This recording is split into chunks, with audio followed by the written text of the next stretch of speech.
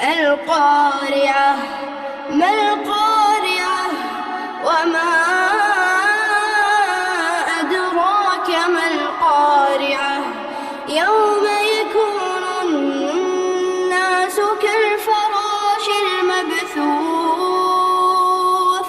وتكون الجبال كالعهن المنفوش